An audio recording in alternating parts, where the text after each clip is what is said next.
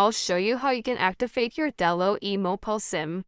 Now, from your iPhone, you can tap on Cellular on the settings here. After that, you can go ahead and tap on Add eSIM on the one on the bottom there.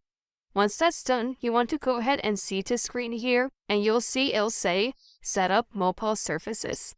On the Set up Mobile Services, you want to go ahead and tap on Use QR Code.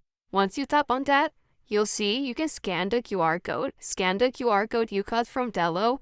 After that, you'll see the screen right here. Activate eSIM. Now, on here, you can just tap on Continue. Once you tap on Continue, it'll say Activating. This might take a couple of seconds to a couple of minutes. Just wait it out. After it's activating, and then once it's done, you should see something like this. Cellular setup complete, and now your eSIM is now active on this iPhone. After that, that's it. You're done. Your Tello mobile eSIM will now be activated and you can start using it right away.